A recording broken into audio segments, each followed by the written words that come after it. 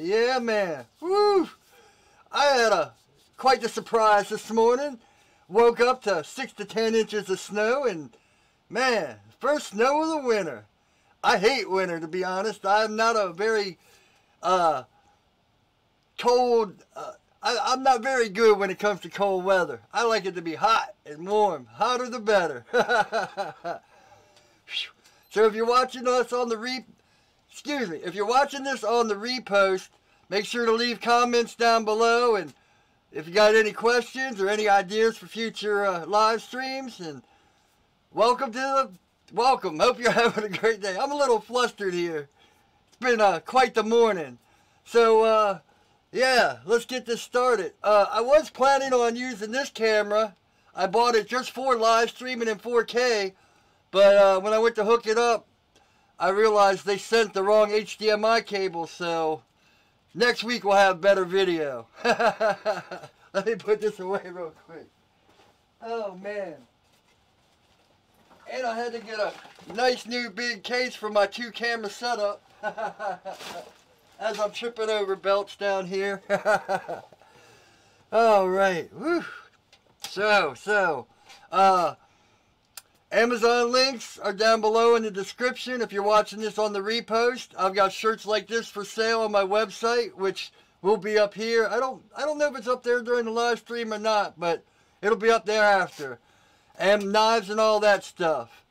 So, man, I was freaking out because I didn't realize snow was coming. And last night after grinding, I've been paying so much attention about doing the last video and getting everything done and all that. And I came up and there was like maybe an inch of snow. I was like, oh man, I didn't even think to check the weather. Woke up this morning, it was like 6 to 10 inches. I was like, oh man, I don't even know where my shovel is.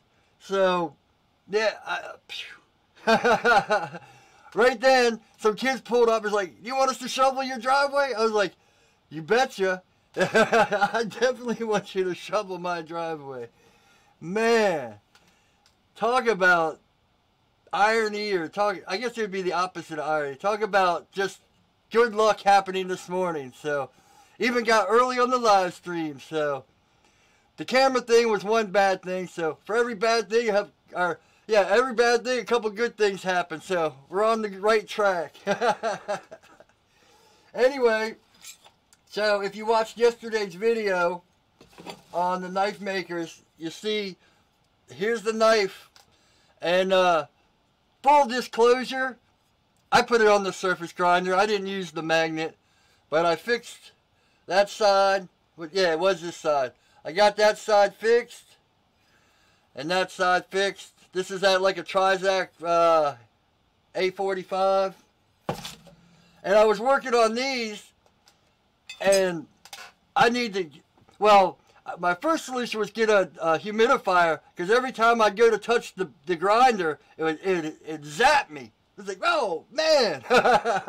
So I was standing there, and I just had to, stop. I got both of these bevels pretty much done. You can see there's a little bit, right in here, that still needs to be fixed and all that. But, I've built computers since '93. I should have been like, oh, I'll just ground myself out. And this one guy said what he does is he puts a wire to the chassis of his grinder and then puts it in his belt, up against his waist to ground himself out. And I've talked about this before, the keyboard cowboys. Man, they were in full effect. Oh man, you can't put a ground wire on your body. You can't put anything on your body. You'll get electrocuted. Oh man, you're going to ground yourself out and get electrocuted. And then one guy's like, well, when you hold a knife, or no, they're like, you can't put a ground wire to flesh. You'll get electrocuted. Well, this other guy's like, well, when you touch your knife to the grinder and you get that zap, you're grounding yourself out. I think, people, and that's what I've talked about, where people don't understand things, but they try to comment anyway. Because I could even take a wire, stick it to my body, and put it in if it's a 3-prong outlet, I could put it in the bottom outlet, which is ground, and it would be fine. Because I'm not holding the positive wire in the other hand. There's no circuit. All you're doing is discharging the electrical static off you. So if you take a wire and put it on your body and put it in the ground socket, as long as you don't touch anything live, you're fine. I mean, that's the whole point of ground. You know, if say you have your motor hooked up and it's not grounded and the wire comes loose and hits the chassis and you touch it, you're going to get zapped. The ground is to take anything, you know, anything off the metal and put it to ground. So there is, you know, the circuit goes down instead of through you. But, and then another misconception is, just because a motor is connected to mains doesn't mean your grinder is connected to mains. You know, your motor has nothing to do except run the belt. There's no connection to that grinder. But people were still freaking out. Oh man, you can't connect a wire to your grinder. You're going to electrocute yourself. But, yeah, man, it's just funny the things you read sometimes. People just, I don't know, man. People, you know, if you know what you're talking about, then I can see you commenting.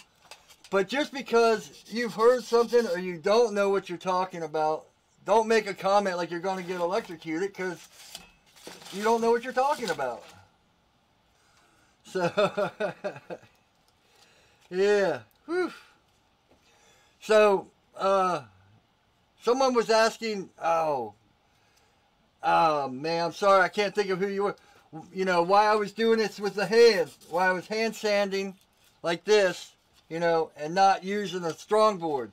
Well, this right here is a hollow grind. This, usually I'll use the rubber so it conforms. That way you're conforming. And even when I do it with my finger, this is a lower grit. This is like 320. So I'm just getting, right, the lower your grit, you're mainly just getting your vertical scratches out and putting in, you know, removing them. So it's not that critical. Now, the higher you go up, the more you have to be, you know, flick it and be more precise because you're trying to make it, that's your finished product. But right now, I'm just, you know, my finger is curved. The blade is curved. So I'm using the curve of my finger and the blade to get out any scratches. Scratches like that. And I'm also putting in 320 scratches. Now when I go up to 600, I'll be taking out the 300 scratches and putting in 600. And that's how it goes. Now this part right here is flat.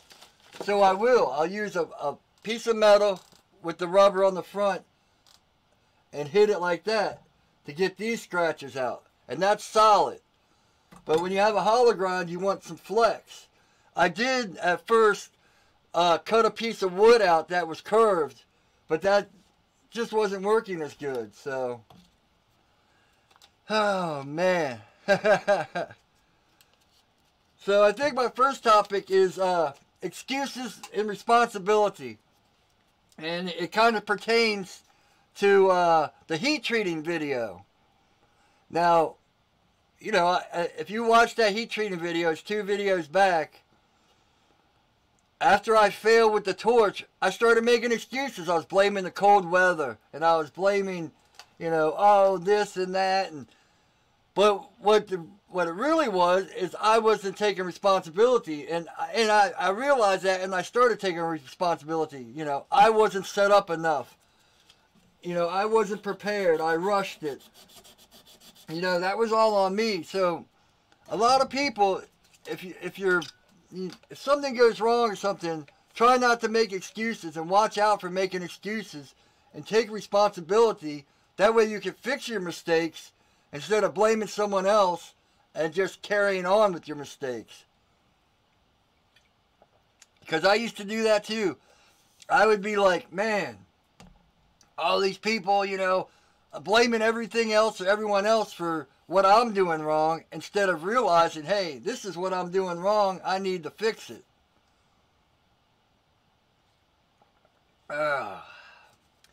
Whew, yeah, man.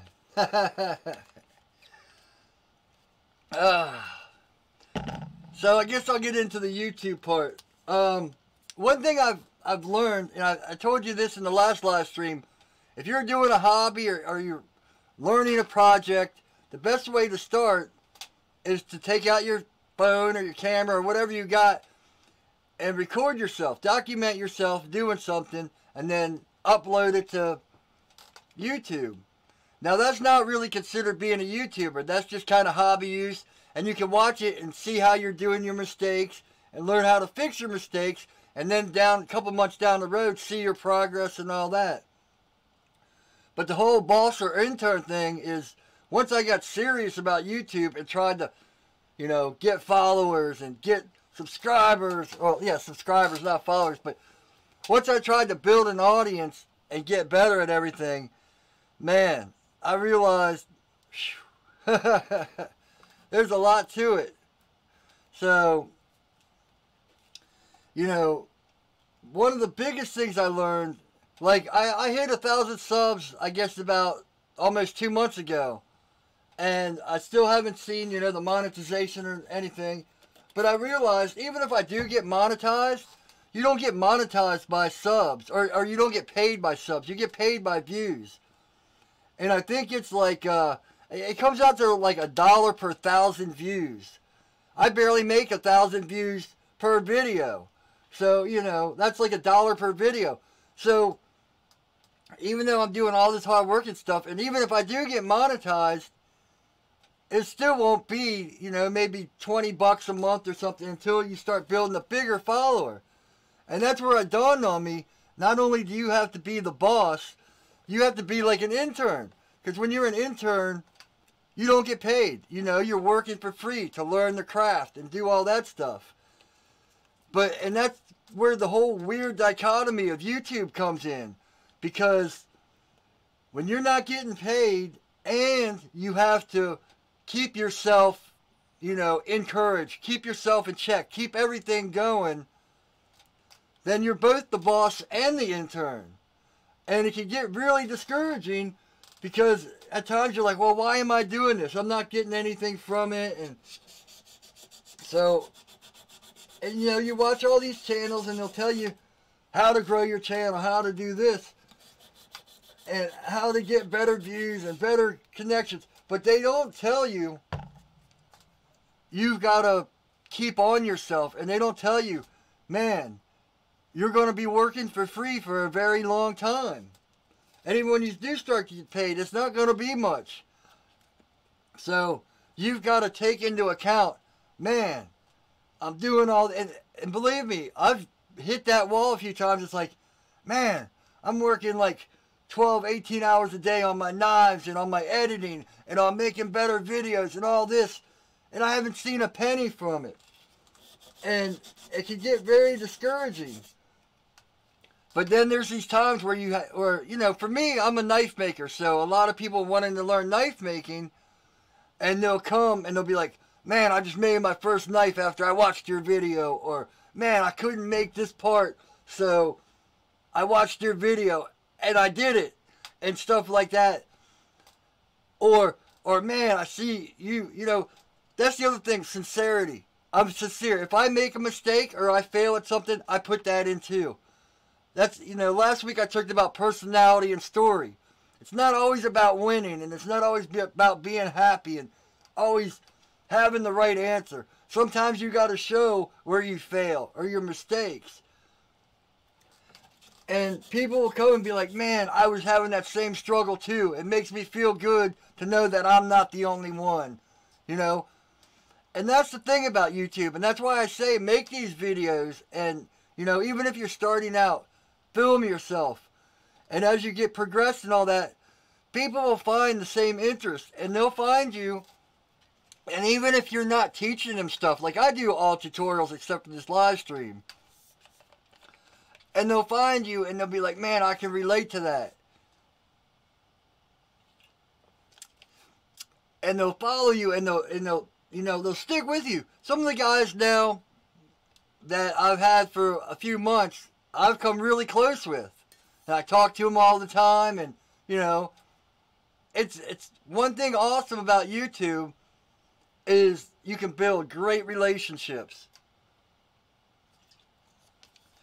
So even if you don't, you know, get the money at first, money isn't everything. If you can find happiness in small things and building things on YouTube, then you got it made. That's what it's all about. You know, money will come. There's other ways to make money and other things to do. You know, and if you're looking to get into YouTube to make money, I hate to tell you this, but you're in the wrong business. You need to find other things to do. Because until you get up to, you know, the higher numbers, you're not going to make enough money to live on. Even at like maybe 5,000 subs or whatever, or a couple thousand views, you'll start making a little bit of money, but not enough to live on. You know, it's like knife making. When you start out knife making, you're sinking all this money into grinders and belts and motors and everything else. And you sell your first knife for $100, $150 maybe. Well, you just spent like 30 hours making that knife perfect. You know, you get more money working at McDonald's. So there's a lot of things where you have to both be the boss and the intern. Not just YouTube, but if you're doing your own stuff, you know, there's a lot of guys. I don't know if you guys watch AVE, like Ave, but he said a long time ago he did a video, and one of the questions is like, what's it take to be a YouTuber? And he's like, well, for the first 2 years, you're just making videos for you and your mom. And it's true, you know. And it's just like building businesses. I've never built a business, but from what I've watched from like Gary Vee and all them, they're like patience. You know, if you think you're going to make $100,000 a year right off the bat, you're crazy. And to be your own boss, it's harder than working a 9-to-5 job because everything falls on you. Every part, every failure, every success is on you. And that comes with YouTube. You know, everything you do, promoting yourself, all that stuff, it's all up to you. And how you make it. And, you know, lately I've been keeping on a schedule of Monday, Saturday, and then this live stream. And things have been really picking up and growing because I've been consistent. But not only consistency, I've been working on bettering myself. Like that camera, you know. I didn't buy that camera new. I bought it used. I searched for good deals and saved up. So now, well, it was supposed to be this week, but next week I'll have a better live stream look, you know, with 4K downscaled from a camera instead of an action cam. And when I do, like the last video, yesterday's video, all the grinding stuff from my left side was done with that new camera. And it's awesome because one thing that's sweet about 4K, I still put everything out in 1080p, but when I start with 4K, it's a lot bigger. You know, it's 4 times bigger, I think it is, than 1080p. So you got your 1080p shot, and you can move the picture around from your 4K. One thing though, I've been using my cameras, and I got like a moment lens. It's like a wide lens for your iPhone and all that. And then I got Filmic Pro, where if you use your camera to do YouTube, check out Filmic Pro because it takes a lot to get used to. Like you know, if you watch some of my older video, if you watch like last week's videos, not the last 2, but the week before that, a lot of things were overexposed and messed up because I was just learning how to use that program. But man, you could shoot, you know, 4K at 100 megabytes per second, high quality. But now when I go to edit in Premiere Pro, I have top of the line computer because I built computers, so you know, it's easy for me instead of just to go to Walmart or Micro Center or whatever and buy their computer. I spend a couple months and I buy this part and this part and I slap it all together and build, you know, top of the line computer. But when everything is 4K except my Canon, which this this camera right here, which is doing this shot, is on my Canon. And Canon, for some reason, will not do 4K. The cheapest 4K camera, well, no, I take that back because the M50 is now 4K. But the cheapest cameras that are good, put it this way, I'm kind of salty about that because I bought this SL2 and then like 2 weeks later the M50 came out, which is 4K, but it's cropped 4K. So it's smaller. But, so, I'm learning a lot about cameras. I guess what the crop sensor means, like on a APS sensor, so if you have like a 16 millimeter shot, it's actually 24 millimeter full frame. So it's going to crop it down.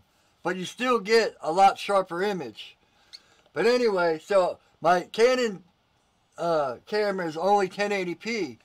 But it's nice to shoot in 1080p because on YouTube, most people watch on their phones or all that. You don't really need any more than 1080p. But it's nice to shoot in 4K and downscale because, like I said, it gives you all that room to move things around. So if your shot's a little bit off, you can move it in and downscale it. But now my computer's lagging, so I got to learn how to use proxies, which means you put the file into Premiere Pro and you use a smaller resolution, and then when you go to render the file out, it comes to a better, it swaps your things out and puts the 4K back in. So, oh man, let's see. So, one thing I learned, one of my topics, is people always complain about getting screwed over by other people. And there's bad ways to look at it, and there's good ways to look at it. You know, it sucks to be screwed over, and it hurts, and, you know, all that. But one thing that's good about it, it's a really small price to pay to get that person out of your life. You know, if someone's going to screw you over, from what I've experienced, they're that kind of person, and they're not going to stop there. If someone screws you over and you let them get away with it, they might be okay for a week or two, and then they're going to screw you over again and again. So, the best thing a person can do is right off the bat screw you over if you get them out of your life, and then you'll never have to worry about that person again. So, it took me a long time to learn that, because I'm a very trusting person, and I have a tendency to forgive people and give them the benefit of the doubt. But some people are just out there to take from you, you know. Some people's goal mission in life is just to be greedy and selfish, which is another topic. Now, me, I'm not very selfish, but I am very narcissistic. If you ever see me like commenting on other people's posts and stuff like that, man, I am just as narcissistic as they come. So, yeah.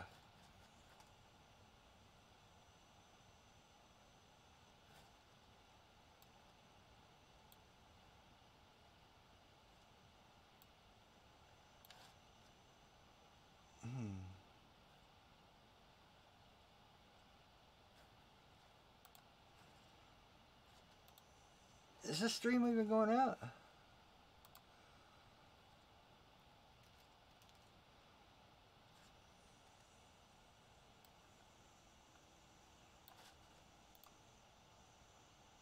Okay. For a second it looked like nothing was going on there. Oh man. Okay. Short lapse. Because I got, right here I got my screen, which is the OBS, and I've also got the YouTube screen. And it was saying waiting for me to process. And I've noticed no one's in the chat today, which with all this snow and stuff, I'm sure everyone's very occupied, which is fine. But I was like, man, am I just talking for no reason? I'm sitting there talking to a camera and nothing's going on. Oh, man. Oh, sorry about that little interruption. I got this little spot right here. It's driving me crazy. So I'm trying to get that out.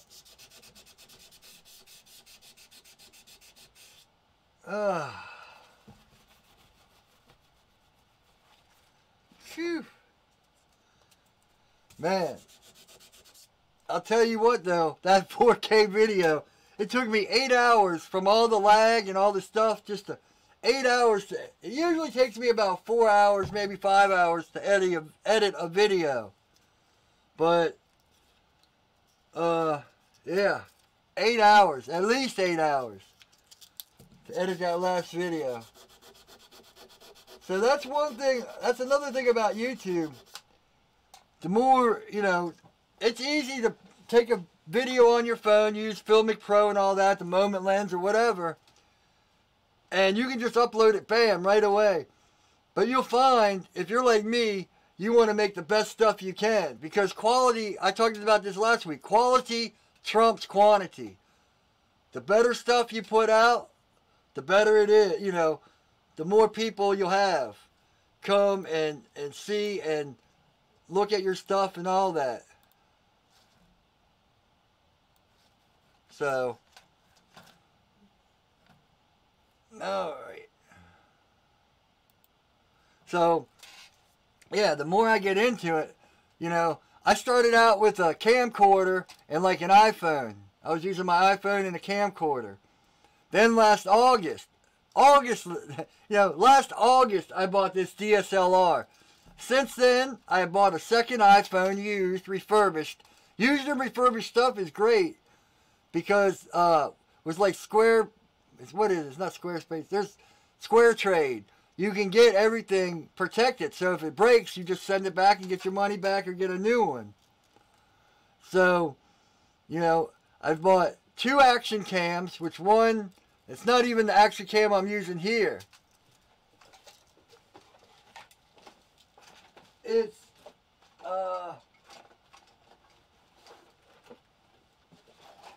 these 2 action cams.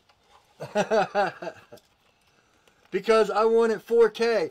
This action cam is better because it has a HDMI out. But for some reason, if you want to do live streaming, don't buy these Yi 4Ks. They're awesome for 4K video. And now one thing that doesn't make sense, the regular 4K, I actually got this for 50% off, so it was like 70 bucks. But you have to take the card out. Every time you want to take data off it, you have to take the card out.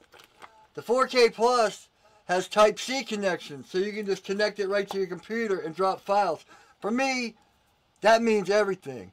I'd rather wait a little bit, connect it right to the computer, and get my files, instead of sitting there, you know, taking the card out every time and all that. It's a little thing, but it's annoying. And there's no HDMI out. So you can't connect it unless you want to do Wi-Fi. Now, you can do a Wi-Fi connection, but live streaming with Wi-Fi is a bad idea. But I've also noticed, excuse me, I've noticed that this doesn't put out as good of a picture. Today it actually looks pretty good, but I don't know how it's going to translate to YouTube. I put my latency at normal instead of low latency, so it might be better, but I think because I'm connected straight to USB, which shouldn't be a problem, it encodes it wrong or something, so it just doesn't look right. And on the thing it says it's bad connections, but on my OBS it says it's putting out what? No, for 0 frames dropped. 41 kilobytes, but YouTube isn't getting the right ingestion settings, and I think it's 2500 bitrate you need for YouTube. So OBS seems to be putting out everything fine, but for some reason YouTube isn't encoding it. So that's why I got this camera and an Elgato cam link or whatever to see if that'll help out, because it's driving, you know, I'm very OCD. If you've ever watched any of my stuff before, man, I am OCD as it comes, and I don't like things I can't control. You know, if I mess up and do something wrong, then I'll take responsibility and correct it. But man, when I'm doing everything right in Streamlabs and all the things are saying I've got the perfect settings and YouTube says bad connection, it drives me crazy. So, but, alright, so with the snow and everything like that, I got to go to the store. It seems like everyone else is occupied today too, so if you're watching the repost, thanks for watching. Like I said, leave some comments down below. Let me know what you want to learn. You know, I'm not an expert on YouTube, but I have learned a lot in this last year. If you got any questions about knives, leave me those questions. Let me know what you're thinking. Or topics. If you want me to talk about something in the live stream, touch on some subject or something like that, I'm more than happy to. Alright, so website link is up here, and shirts are on there, knives, Amazon links are all that. There's also Amazon links down below, you know, with all the stuff, but if you go to my website, it shows you what you're buying. So either way, I appreciate the support. I hope everyone's being safe. A lot of you guys, Chip, I didn't see you, Aaron, all that.